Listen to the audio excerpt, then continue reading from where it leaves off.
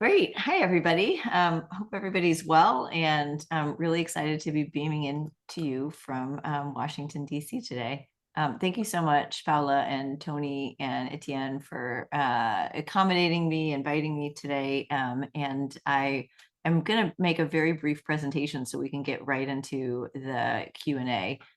So we're here to talk about my book. I have a copy right here, which I love the cover design, and I don't know if you can see it. Oh, it's blurring on you. Oh, there it is. But if anybody can recognize if you can zoom into the online image and maybe drop in the chat your guess as to what city it is. And if you already know, don't guess, but I'll be super impressed if somebody's able to figure that out just by looking at the street grid. But if anybody can do it, people in this crowd can.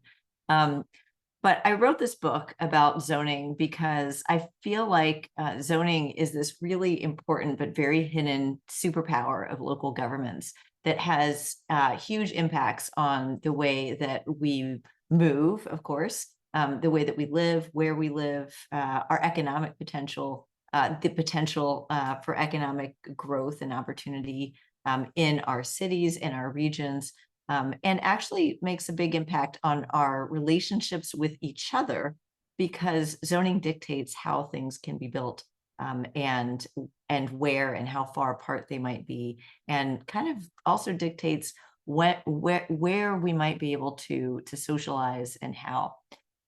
So I wrote this book first so people can understand zoning and can hopefully have this aha moment about how zoning governs all of their lives.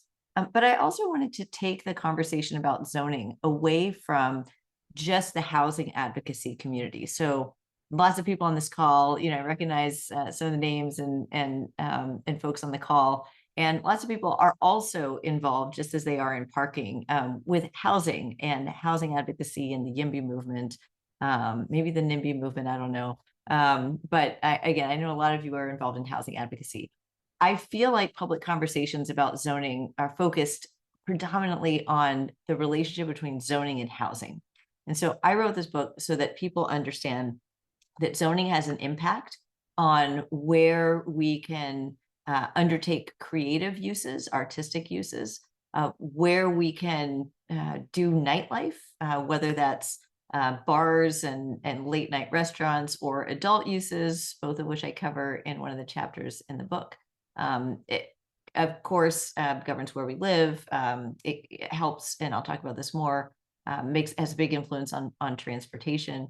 And it has a big influence too on our food supply.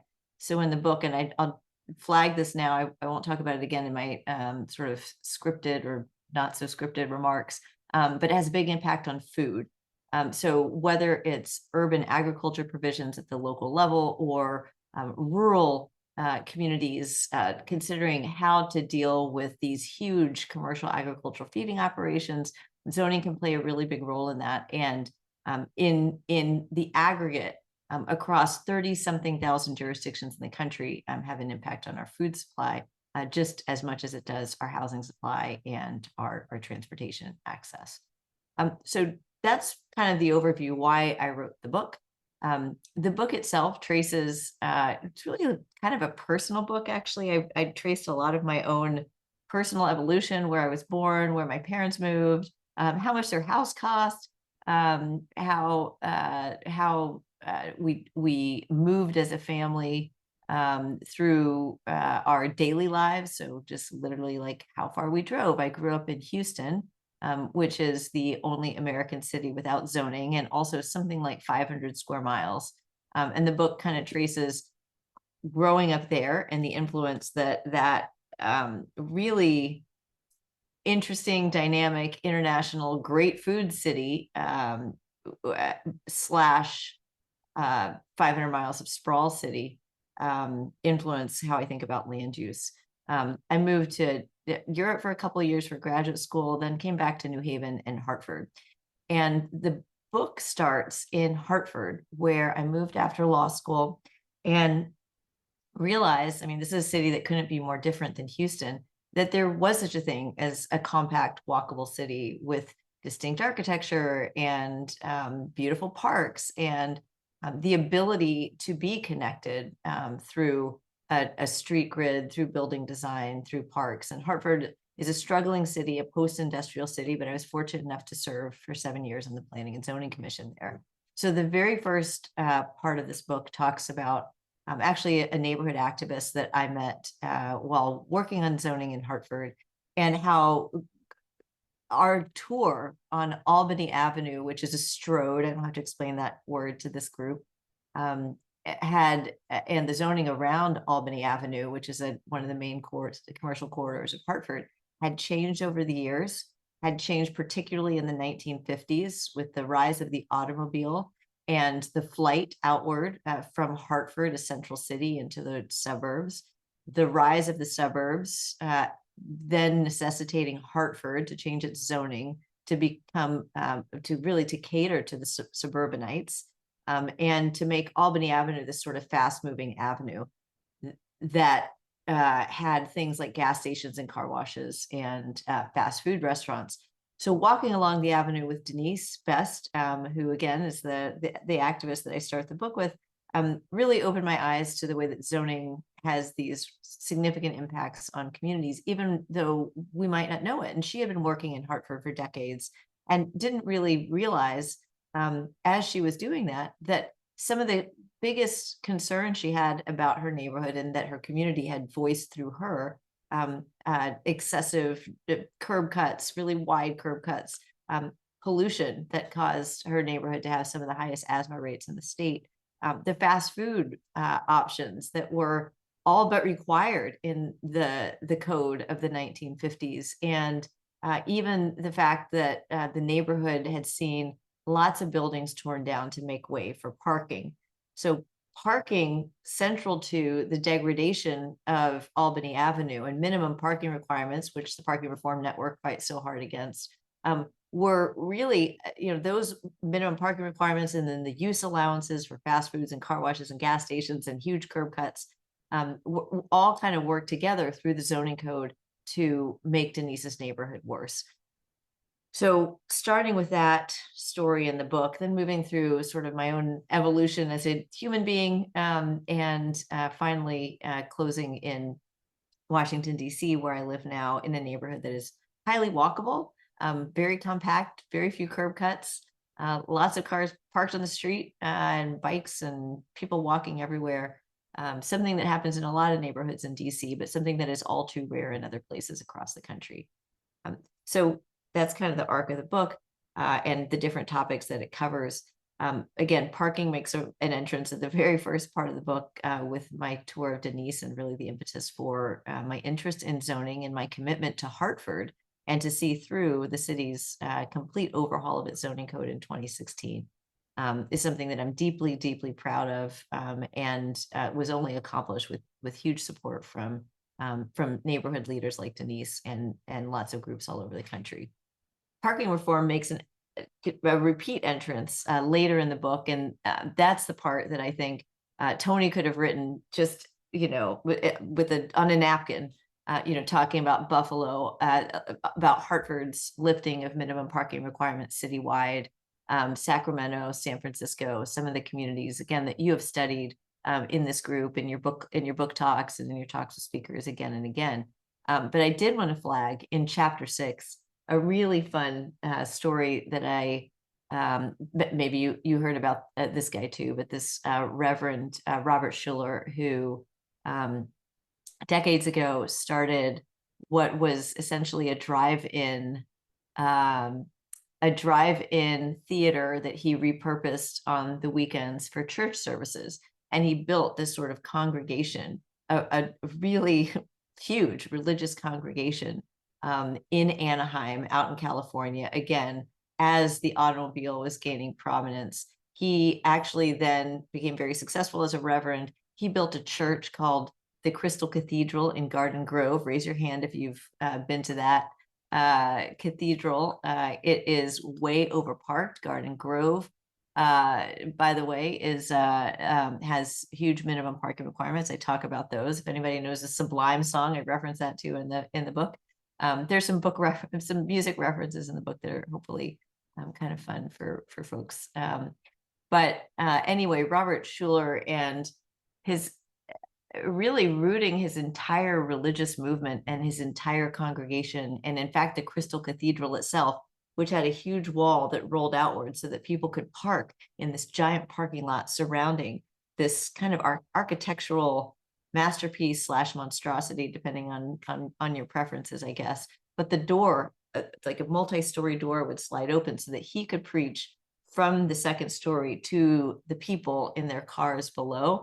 And I sort of feel like that is one of the most, I guess, for me, a visual encapsulation of the infatuation that Americans have had with cars, and not even wanting to get out of your cars for this religious experience, and then centering cars in this religious experience. So take what you will from that example, but it's definitely something that is worth visiting.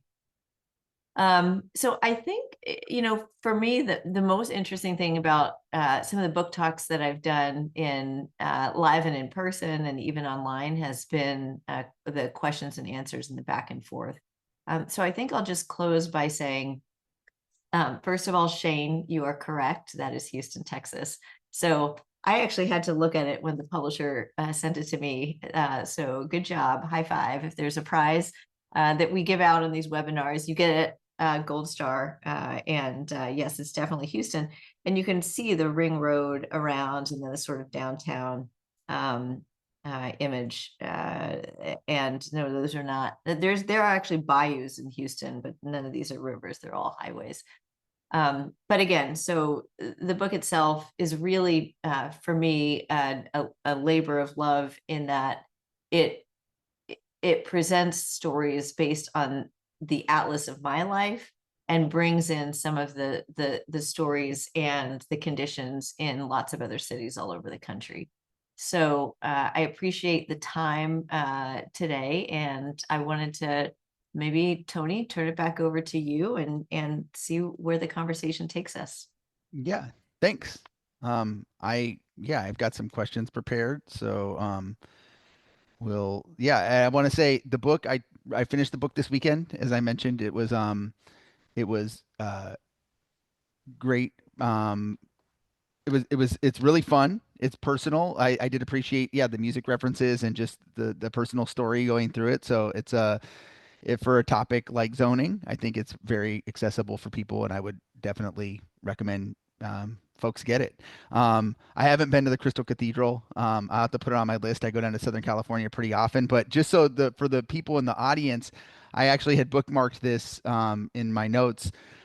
Garden Grove requires 2.75 parking spaces for a studio, and three and a half for a three-bedroom apartment. I mean, 2.75 for a studio is pretty extreme, even for the United States. It's not the biggest. We have Connecticut communities that require 3 parking spaces per studio apartment. So It's I have a law review article called "Zoning by 1,000 Cuts," and it documents all of the Connecticut zoning atlas findings, and that is one very frightening one. I So mean, I will say I look at zoning code more than most people probably, and or a lot of people, and specifically the parking mandates, and I am continually still surprised, and sometimes it's kind of a laugh and cry situation with what I find. Um, what I find, even after several years of looking at hundreds and hundreds of cities, there's always often something special in there. So I do have a couple questions prepared, and folks, if you have questions that you're thinking of, or that come follow-up questions, feel free to post them in the Q&A, and we'll be checking that. But I've got some discussion prepared. So um, I will start with one around, you talk about transferable development rights, which are a mechanism that you cover that can be used to slow development in some areas to preserve things by transferring height or other bonuses in other places. I think this is in the chapter around Nashville. You're talking about these being used to preserve an area. Um, and it made me think about the problem with surface lots is kind of in the reverse, right? We want to kind of hasten their demise or really encourage their redevelopment. And I was wondering if you had thoughts, and one, you could expound upon these transferable development rights if you want, but some mechanisms that you've seen or know about that people can use to of the in the toolkit of zoning to accomplish the goal of, like, Like how do we get cities, how do we encourage the removal of these surface lots more? Well, I think just the general idea of making it extremely easy to build things. So I'll give you the example of Hartford. Hartford, again, post-industrial city, lots of still there historic architecture. Frederick Law Olmsted, the great landscape designer, was born in Hartford and had huge influence over these magnificent parks. But the city had suffered disinvestment. It's one of the lowest income cities in the country. And all around Hartford's downtown, there are these surface parking lots.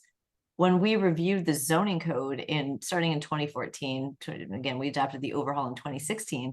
We, I immediately, started going to these meetings. I was appointed and again, started going to the meetings, and we had all these downtown applications.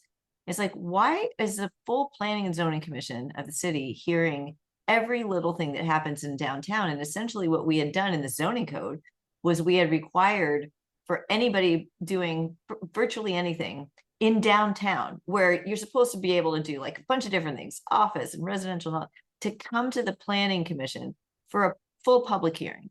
So as soon as a zoning code requires a public hearing, there's like a cascading series of effects.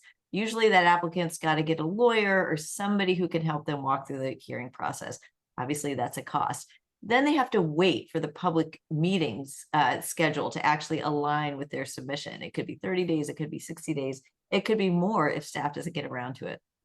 And they have to submit things in a certain format. They have to get like really big presentation boards. They just have to go through these series of steps that were totally unnecessary, especially for those projects that could have or might have filled in some of those surface lots. So for decades, instead of seeing those surface lots change over, they all just got a lot of them got converted to parking, to commercial parking operators. And zoning did play a role in that. There are other things outside of zoning that people have used, like land value tax strategies and things like that, where local governments can tax the owner of the property for the prospective use of a parcel, but that's not necessarily a zoning strategy.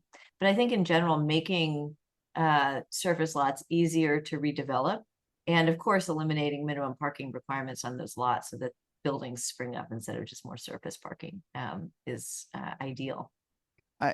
Quick follow up on that is here in Portland, there was a developer who had a study, who did a whole legal study at one point that I had a copy of, to uh, evaluating whether the city could make the surface lots not just non-conforming, but basically like not allowed, so that they, they could exist to really. And he wanted to do this not in the entire downtown, but in Old Town Chinatown in Portland. He was like, we should just make these not an allowable use. Have you seen that happen anywhere? Is that a feasible strategy? And certain, like, should that be, is that too extreme? So I cover this in the book a bit. So that would be an example of a zoning code establishing a parking surface parking lot as a non-conforming use. In most places around the country, state legislatures, who are the ones who give local governments their zoning powers in the first place, have said that you can only, as a local government, say that it's a non-conforming use, but you can't force the property owner to then build something different. The non-conforming use can just sort of hang there until there's an application to change the site, or there's a new building being put on it, or a change of land use. That's a change of land use, is more relevant when you have a building that was X and could now go to Y. But for surface parking lots, you're really talking about like a non-conformity until there's something built on the lot. You really couldn't, from a constitutional perspective, probably require property owners to build something on a lot that is empty. I guess you might say, well, they can at a minimum take up the concrete or asphalt and turn it back into grass to make it permeable. That could be one thing that might pass muster, but requiring them to build a building on the lot would probably be not legal. That's Right. okay with me. It's good. Well, I Keep mean, the ideas well, flowing. it wasn't around necessarily. I think it was more that they weren't going to be allowed to use it as a surface lot anymore. Was kind of the, like he had proposed, like, you would make it so that it was not an allowed parking was no longer an allowed use on these lots, so that then there wouldn't be an incentive to maintain but it never Yeah. happened. So listen, so one thing that could happen and that you can do in zoning codes could be a licensing scheme. So for example, requiring property owners from this point forward to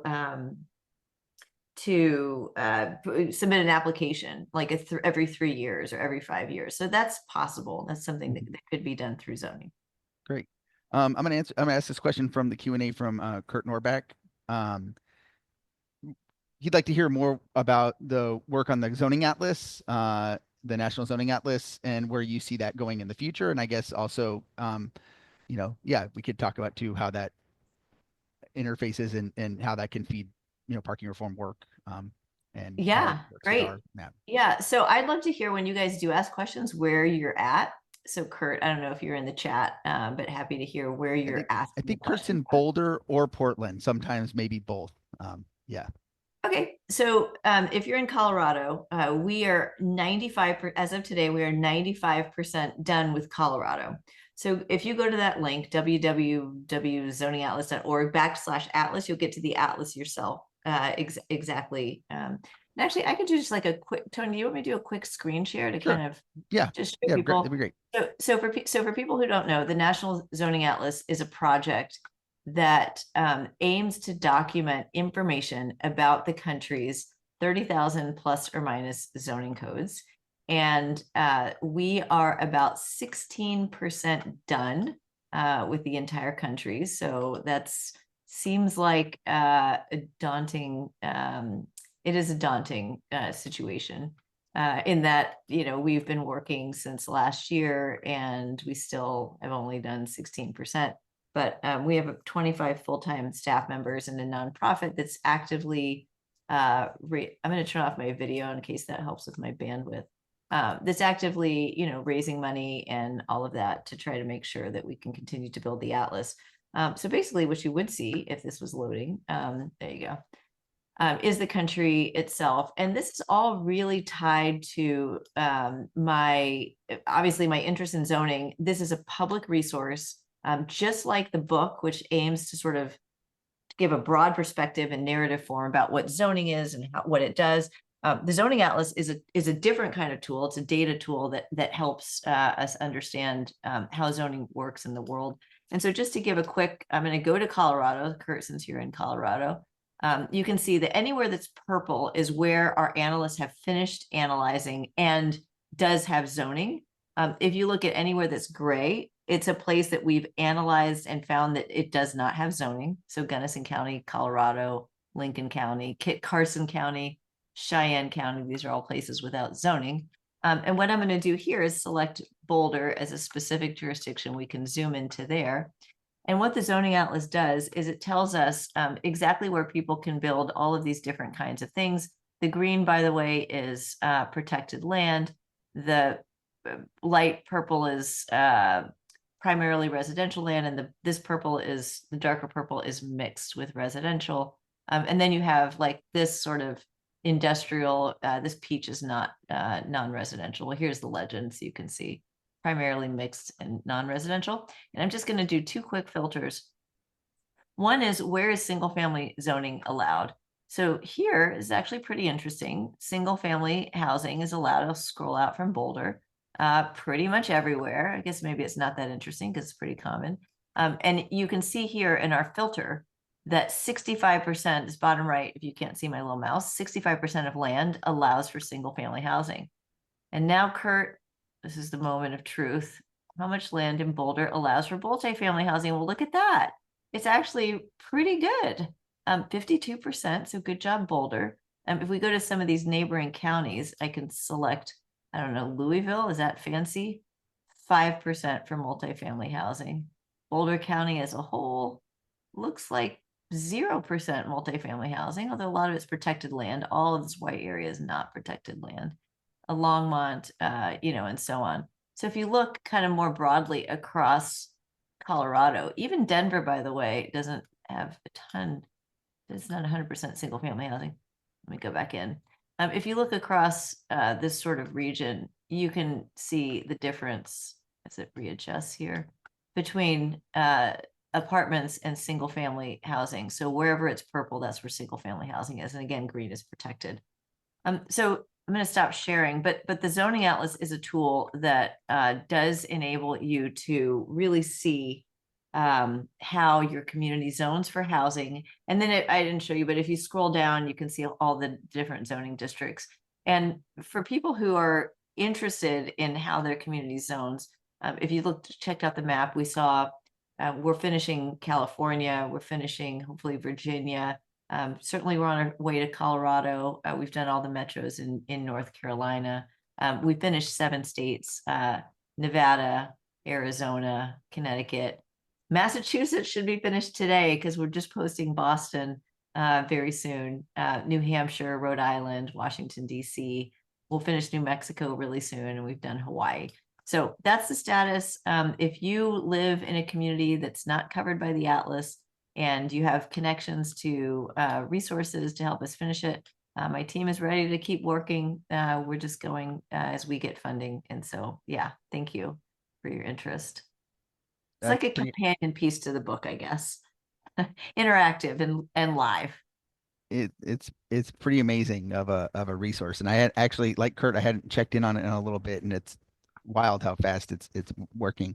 I want to ask you a map, a bit maybe of a semi-controversial topic here. You talk in the book about Buffalo. You know, we know Buffalo often gets the credit for being the first city to eliminate mandates and kind of what I think of as like the modern era to intentionally do this. But you make the case, and I kind of agree that Hartford probably gets the crown because Buffalo has doesn't really have a by right ability to do this, right? They might have to like it's kind of a choose. I think of it as like choose your own parking mandate, and then you might have to defend it. Um, we maintain a map of cities that have gotten rid of parking mandates or reduced them, specifically around parking reforms, and we also highlight cities that have gotten rid of parking mandates for all uses by right. But it's kind of nuanced because there are cities like San Francisco, which I know you mentioned in the book. I think you say effectively eliminated them because there's still a mandate for mortuaries in San Francisco. Or Toronto has some pretty low mandates for visitor parking. And recently, even Oregon, which has a statewide kind of push for cities to get rid of mandates, had a couple cities that got rid of all of their mandates except for that they require a single ADA space at every development. They have an accessible spot at every development. Like It, that's basically, I mean, I'll count all of that as like mortuary is the one ADA space. Like that's basically I, eliminating. And that's a I'll question because round up. we do have like there's some internal debate sometimes or among activists around like where do we draw the line, like do we put San Francisco on notice that eventually we're going to take them off the map unless they get rid of that mortuary requirement. So it sounds like you're pretty flexible, but are there yeah, my question was going to be kind of how strict do you think we should be giving in cities that red dot, and it sounds like you're more on the side of leniency would be your vote. So listen, if you let the perfect be the enemy of the good in talking about successes in zoning reforms, we're not going to be in great shape. And I know you don't do that. And I think it's a good approach. I Right. think I've seen a lot of, and I saw this in Connecticut, frankly, when I was working on our statewide advocacy group that I worked on for a year until I had to step aside because of a different opportunity. But I saw in that different housing groups wanted to make the exact perfect state piece of state legislation. And so they kind of like thwarted in a way the progress that was happening because it wasn't exactly perfect. But the way that zoning reforms work, whether it's in housing or in parking or in commercial and industrial updates, whatever the thing is, it's incremental. Like cities need to try something. They need to have a starting point. They need to go 95%. Some need to go 10%, 50%. I think I would say a lot of the examples that you just cited, they're like 98%, right? So you just kind of want to say like, all right, I'm not going to worry about San Francisco anymore. Like I'm not going to worry about Buffalo. I'm not going to worry about, these other, I'm just going to like, let's talk to, I don't know, Dallas, or let's just like start with these ones that are just like so off the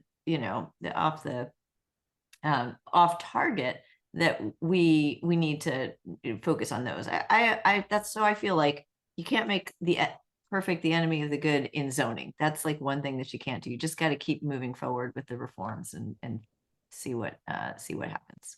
I generally agree. We where we kind of drawn the line, we removed a couple earlier cities off that had, if they have a requirement for a whole class of housing, like dormitory housing or ADUs or something, we're kind of like getting rid of it for housing in general is kind of like our base, like it's hard to accept that, but it's a little bit of a work in progress. Let's see. We have several Q&A questions. Let's take one from Daniel Harrigus, our policy director. What do you think is the next frontier in zoning reform? We see a lot of cities having very public conversations about parking mandates, along with things like relaxing single family zoning to allow ADUs and duplexes. What's the biggest thing that many cities should be looking at, but few are? Yeah, so I'm a huge fan of food policy that can be supported with zoning. We do not talk enough about that. I had to go digging to try to figure out what Hartford should say. And if you read, that part of the book, you see that Boston is actually a pretty good example of what to do with urban agriculture. So you see some good examples of urban agriculture, and I hope that writing it up in this book helps people to start talking about it and puts it on the next frontier. But you also see examples of rural communities that in some cases have seen state legislative overrides that require them to put these like toxic, environmentally terrible, human health harming commercial agriculture feeding operations, CAFOs, in their communities. I think that zoning can play a really big role in making sure that we have sort of nationwide food security, and we kind of get out of the ways of doing agriculture that are really bad. So no farms, no food. Smart zoning can support that. That's what I think people should focus on. Transportation. So I make the case in the book that not only should we be thinking about parking, and of course transit-oriented communities, but that we should also be extending zoning's powers out to street design. So see if there's any lawyers out there, if you would buy my argument in the book about that. But I do think street design is also a really big part of it because integrating stormwater infrastructure, making shade trees, and of course the environment, and that whole component as well, is something that's really important. So what I'm trying to do with the book is actually set out the agenda for the things that people should care about for zoning. So there's also things like repurposing industrial buildings and things like that. But there's a lot that we haven't had a movement about, that we haven't done, and that I think, again, I hope that Key to the City makes the case for like, here's all the things that need to be on zoning reformers' agenda. So thanks for that question. Um, I wanted to ask a question, another controversial-ish topic is parking maximums. I'm curious what your thoughts are. A lot of transportation advocates, particularly who are in this space, support these, additional reforms, or this kind of like sometimes considered, get rid of your minimums and go to maximums. But we also feel sometimes they could be politically troublesome because they're based on ratios, the same kind of ratio mentality, like what's the right number for, a strong argument for getting rid of minimums is, hey, like these numbers are bogus. We can look how arbitrary they are. And so to flip back the other way, you do talk about, I think, maximums as far as San Francisco in the book, but when are parking maximums appropriate and when might they not be? Do you have any thoughts on? I think that they might be helpful in places where the development community has overbuilt parking and is just like used to that. So in tandem with doing eliminating minimums, or I mean, I've seen maximums. I just wrote something up where it's like 25% more than the minimum. So it's, even though there's a minimum, at least that's bad, at least there's a maximum that's caps from the minimum. So I mean, obviously better to eliminate the minimums, and then I don't have a problem with maximums if they can get passed politically and they can help to retrain the development community and the professionals who estimate parking, how much parking they will use, and that they will need, then that I think is helpful. I also think parking maximums are helpful in retraining the real estate industry more broadly, including banks and people who finance real estate. So is a lot of banks will say to a developer, well, even though there's only this minimum parking, you might have to build more. Like we're going to require you to build more in order to finance because the banks are using their own formulas for parking. This is something that I learned about through recent conversation and book club talk with the Smart Growth America group. I was like, oh my gosh. So, I mean, I'll just put that out there to say that it's not just the people who are building, but it's also the people who are financing the buildings where maximum could be helpful. Well, sorry, I can't, you can't make me do that because there's a maximum. It actually is sort of a safety gap on the top where external forces beyond even the developer might have something to say about the number of parking units created. Right, right. Yeah. I mean, I found it's like leasing agents, even there's 4 or 5 parties that need to stars that need to align to actually get a building with no or very little parking is what I found. It's not just a gimme. We've also seen parking mandates where there's a maximum and a minimum and they're the same number. Basically, like they're prescribing exactly how much parking a land use needs. It's not that common, but that has been something we've seen out there. Um, there's a number of questions about the map in general, about the zoning atlas, and then also there's a question from Patrick Sigmund around how the zoning atlas might combine with ours. So maybe I'll try and put these together. Gibson True asks, if there's work with the zoning atlas or other work you've done in a way to present the zoning regulations in charts or tables so that they're more accessible to policymakers and the public. So are there examples or frameworks you'd recommend to structure zoning info to be more user friendly? Okay, so you want me to do that one first and then Yeah, yeah, yeah, yeah, yeah, yeah. you tell me Patrick's okay, great. So in the zoning atlas itself, we've integrated and actually that was from Daniel or that was from Gibson. Gibson, where Yeah, yeah. are you? Where are you located? I think in New York. In New York City? Yep. Okay, so this is going to be a wonky one, but I'll do a quick screen share really quickly as well. So we've actually integrated into the map what we've called snapshots. They're sort of in beta right now. But if you check out, and we just posted New York City, which is kind of crazy. And as you can see, the note, it does not include city of yes text amendments. There are these little buttons that say jurisdiction, county, and metropolitan snapshots. Now, can you see this or no? The Yeah, we jurisdictions. can. Yeah, yeah. Okay, so this basically is okay. How many pages of zoning analyzed? It spits it out for the specific jurisdiction for the county or for the metro area. So 67% of New York is residential, 99% of land in New York City allows for one family housing. FYI, 86 is two family, and obviously sizable 3 and 4 family as of right. Minimum lot sizes are actually pretty low. This is obviously an error, 110%. We have to fix our overlay function on this. That's why it's in beta. But you can see, how much land has a minimum parking requirement and so on. So this is our attempt to start trying to translate numbers for the public embedded in the map itself. We've also done a series of sort of webinars when we complete a metro area or a state. So we are working our way through getting that out to the public. And in 2025, that's going to be one of our big things. We wanted to get to a critical mass of jurisdictions. And so again, you can see that we've started to complete states. We're completing other states. We're hopefully we made headway in New York State. We've done 500 of the 1,500 local jurisdictions in New York State. So, it's just like now we can, I think, start to do a little bit more with the data. So thanks for that question. Great.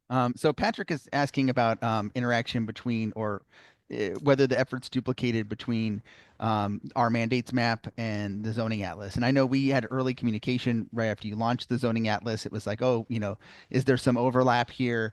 But is there? I guess I'm curious. Like, I'll interpret it this way because he's asking, is there a way to transfer data from the atlas to our map, or can it be automated? I'm curious. Like, would you go into what exactly like you capture as far as the parking mandates and how that may or may not be different as you understand it from what we're doing with the parking reforms map? Yeah, so just on that, so our data tracks parking requirements by zoning district.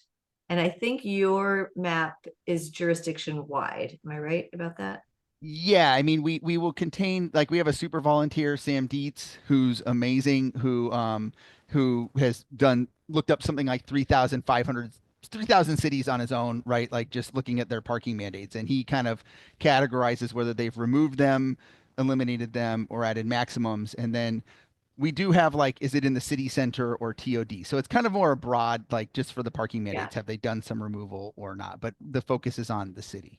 Yeah, we don't Yeah, have a. so our project is different. It catalogs parking mandates among about 120 other zoning categories. And it does it by at the level of the zoning district. So I think it's really great to know when a jurisdiction has, for example, completely eliminated. And we could, we sometimes do go check, to see whether our stuff is up to date. We also don't have a system for updating, except in some circumstances where we have funding for a specific jurisdiction, of doing sort of comprehensive reviews of jurisdictions.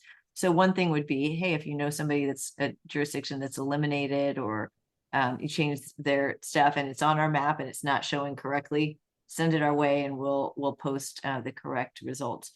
But I think from a from a two-way perspective, the projects are really different, because what you're looking at is like what's happening in the jurisdiction as a whole. And what we're looking at is really down to the parcel level. And so, and getting those like really specific things. So as you probably know, parking requirements are not the same between even one residential district and the other, even for the same kind of housing. So you might actually, where there are parking requirements, you might have, the average is 17 zoning districts. You might have 5 different types of parking requirements that apply differently in each of those zoning districts, or you might have 3 that apply in one zoning district, and those 3 relate to different types of housing. We also have seen lots of cases, lots of times, where affordable housing has different requirements, elderly housing has different requirements, ADUs have different requirements than what you might consider market rate, non designated affordable, non-designated elderly, non-ADU principal housing. So our like back end, so what you see on the map is like, does it have a parking requirement or not? Because it's so complicated what we've logged, that it's like most of the average public is not interested in that. Yeah. I mean, when we communicate about parking mandates, we usually just look at, like, we participated in that survey. I don't know if you saw that Sightline did, with Katie Gould in Washington State, and we just looked at it's like we only looked at the base zoning. Like, once you, if you're getting into districts or overlays, like it's almost like you've lost. You're not. It's very difficult to communicate that level of nuance Yeah, to so going anybody. back to the last question, how do you communicate to this to the public? The best way that we found is to be simple. Like, people don't have an access point necessarily into what zoning is, what it does. When you start telling them it's like 2.5 minimum parking spaces for principal unit plus ADU on a lot that's half an acre or more, they're like, I'm out. There's like no chance. So I do think, for more, we have a lot of data that we can do more sophisticated analysis down the line. But I think people lack that baseline. How do I access zoning at all? And again, that's the need that I see in my work, and that I've seen since I started the zoning atlas in 2020 in Connecticut. And the national project, more recently really started expanding since 2020, and then became more formal in the last couple of years. But yeah, I think that's a need. And actually, again, that's why I wrote this book, so that more people could have that familiarity, could know the language, could know the lingo, could have at a very basic level. Again, Tony, if you've read it, it's not like, really specific on, doesn't dig super deep into parking. But it kind of provides that perspective of, what is a parking mandate? Why does it matter? And most importantly, what impact does it have on my neighborhood and my ability to like enjoy my neighborhood? Yeah. Yeah. Absolutely. There was I like this question from Vinny Black around examples of zoning innovation. So I'll frame this in from some of our experiences. Like, every, there's an idea when you talk about zoning reforms or parking reforms, like that It's ironic because it's always for some other place, right? If you're in a small town, they're like, "Oh, we're not New York and whatever," and like, and then in the bigger cities, they're also like, "Oh, we can't do this because we're too complicated," like, and so there's always everyone's always pointing fingers of why, why they don't. And I'll just add as a little editorializing that, you know, everyone always they ask for comps of cities that are exactly like them, but if you provide them with the perfect example, then they'll go, "Well, that's not us," like it doesn't, doesn't matter, Yeah. but. No, absolutely not. That's nothing like us. Right. I noticed actually people think that like a lot of cities copy parking mandates from the city next door. And I found actually very rarely are they the same from one city to another. No one copies the city next door usually. They're always, from some like two towns next to each other rarely have the same zone the same parking mandates at least. They're often at least on commercial, they're slightly different. But Vinny is asking around rural communities, zoning for small and rural communities. He represents rural communities in Middle Tennessee with less than 10,000 residents. So how does this apply to places like that are rural and smaller? And how this meaning the general Oh, zoning reform conversation or zoning innovation. Sorry. Do you have examples of yeah. zoning Yeah. innovations in small rural communities? Yeah. Yeah, so I do have a couple of examples in the book about a couple of smaller things, actually one part parking related. And um I mean, I guess it depends on how small is small. And I'm just gonna try to find the question in the I chat, think he's but saying it's 10. Oh, I moved it to answered. He's saying 10,000. 10,000. Yeah, yeah, 10,000. Yeah. So the interesting thing about communities that are 10,000 or less is that they, as might be obvious, they definitely have less regulation than less shorter zoning codes, fewer zoning districts, and less sort of regulation in the aggregate than larger or more sophisticated cities. And actually, I think that is, in a way, its own type of zoning reform. I did a report for the city of Boston last year in January. They asked me to evaluate their zoning code. And actually, Tony, that's an example of me trying to tell Boston, hey, here's examples of cities that are your same population, what they do in their zoning. And they're like, we don't think this is like us. Okay. Um, but Boston zoning code is 3,900 pages long. That's crazy. The average zoning code that we found so far in the zoning atlas is 175 or so. Lots of these smaller towns have much shorter requirements. I am, a very progressive minded person. Lots can be done. I'm a legal, I'm an optimist about the ability of the law to shape positive outcomes, but I'm also a big fan of less is more. And I think that the way that we've started to regulate, especially our central cities, is really problematic. So one thing that I think more broadly we can learn from these small jurisdictions is just the amount of regulation. Beyond that, I mean, I don't think that you see a lot of rural or small towns that are like really doing hardcore zoning reform. They don't have the money to pay consultants to do that. They might not have the expertise. You do see that, of course, in the larger cities.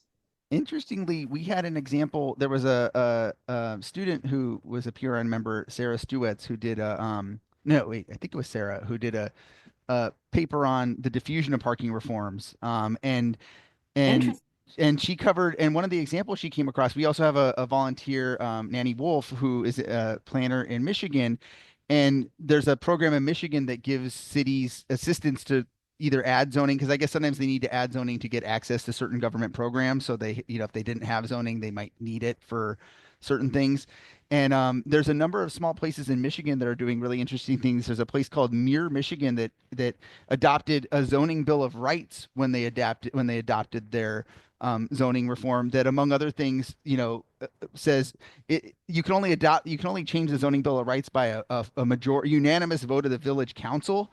And so even if they adopt a zoning code that has parking minimums, the zoning bill of rights makes them illegal. So they have a number of things that you're allowed to like have, no parking, no minimum parking, and I think you can have at least an ADU on every property, and you can build residential on every property. So that was kind of an interesting thing we saw, was this like very libertarian, like kind of radical That land use, protections. Yeah, I think that's probably what you'd find. Think if, again, if you group that as part of a reform, then I think that's probably what you'd find in some of these smaller areas. Um, so there's a question here from Sam around, and I guess we're getting close to time. So, but there's a question from Sam around historic preservation. So I'm curious, and I had a question I was going to ask around this too, because you have a section where you talk about historic districts, and so Sam's question is, what are your thoughts on historic preservation given the segregationist history of zoning and some of the drawbacks of unchanging land uses, like the deed restrictions, which you also cover in the book. And I also have some examples here in Portland where we have some we have some very large residential historic districts, and we've had attempts to create new ones that are largely, from my perspective as an activist here on the ground, were set up to subvert the city's ability to impose upzoning or to create more housing in these areas. And so I'm, you have Sam's question, and then my question is also like, is there, how do we know when someone's going too far when they're creating a new historic district? Gosh, I mean, that's a great question. I am I'm a historic preservationist. That is one of my many hats, and I wear that hat very proudly. I obviously also through my zoning work and other work, I'm super into equity and housing affordability and the kinds of things that you might associate with a non-preservationist. I really believe that preservationists have not done a good job of being vocally advocating for housing in particular. And I have spent the last 2 years in a federal role that has really focused on how the tools we need to do that and the types of regulatory reforms that we need to make as preservationists to do that. Because for decades, centuries maybe, preservation and rehabilitation has been a central and key way to make housing. And the way that the dialogue and the way that preservation regulations have been misused, in my opinion, have really done a huge disservice to preservation and preservationists. So I'm part of an effort to try to move that in a different direction, and to try to, I think, go back to our roots when it comes to preservation, and kind of embrace that pro housing just by virtue of the fact that preservation involves low cost, can involve low cost conversions and so on. So we need to go back to that, and we've ratcheted up in preservation. Kind of going back to my regulations comment, we've ratcheted up the rules. I think that we can, as I make the case in the book, using Galveston, a city near Houston that I'm familiar with as an example. I think we do need rules that ensure that our cities are beautifully, well designed, are, relate to each other, are compatible, are sort of, pleasing to people. I think we should not throw that out the door, and we should demand that in communities of all kinds, which historic preservation can play a role, form-based codes can play a role. And I am a big believer in the ability of us to be more creative in using law and codes to create more fulfilling environments and more beautiful environments. So that's I'm really glad that you asked that question, because it does come back to my view that we can have it all. We need to demand it all. And that's what I hope people will get from this book. Great. If you have time, I have one more question I'd like to ask you about, Sure. which is, so you have a whole chapter, as you mentioned, around nightlife, adult land uses, rock around the clock, and you describe different approaches to dealing with the impact of these uses. I think one of the more perplexing parking mandates to a lot of people are the ones for bars and other places where people consume alcohol, like it, and I've heard that at least in some places, one of the barriers to reform, like for example in Dallas, is that um, the parking minimums are used to prevent concentration of bars. Like it's the parking minimum exists almost like as a pretextual reason to that you can't have a bunch of bars in a row if the parking lot has to be 3 times as big as the building. It just is impossible to create like that many bars. Um, so uh, what are some more sensible solutions that we can propose, that advocates can propose for these kinds of livability issues? Because I think this comes up quite a bit around, concerns if you get rid of the mandates.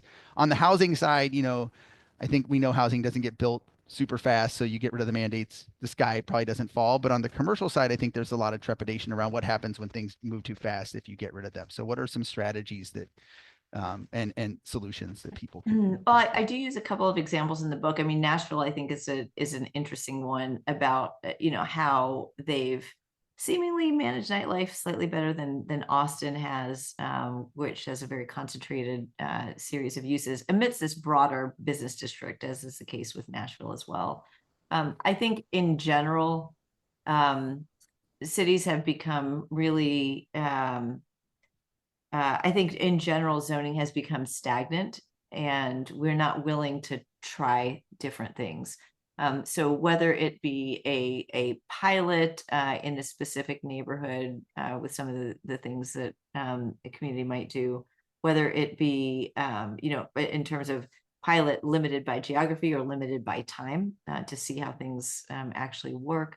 I think those, that would be a possibility. But I think in general, zoning officials need to be more bold in trying things differently when things are not working. When you see quality of life issues, when you see, as is the case in Austin, the noise issues, the trash, the nonsense that happens on Sixth Street, which has driven out so many of the daytime uses and is really just, I think, has degraded that whole part of the city. And not just because I'm getting old, I think it's like legit quality of life issues that have in part stemmed from zoning. In fact, the business community in Austin has recognized the need for zoning to be updated.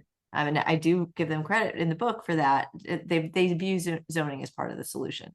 And I guess maybe I should just conclude by saying zoning is not the only thing that cities can do, but to me, it's a really important thing, one that's understudied, and one that I hope more people take an interest in. So thanks for having me today. I really Awesome. appreciate it. No, thank you so much. That was a lot of fun. I'm honored to be able to ask you these questions. Paula, I don't know if there's anything else you need to do to finish it up, but thank you so much for speaking to us. And this recording will show up on YouTube sooner than later. Thanks, everybody. Thanks for the great questions. And I'm sorry I didn't get to all of them.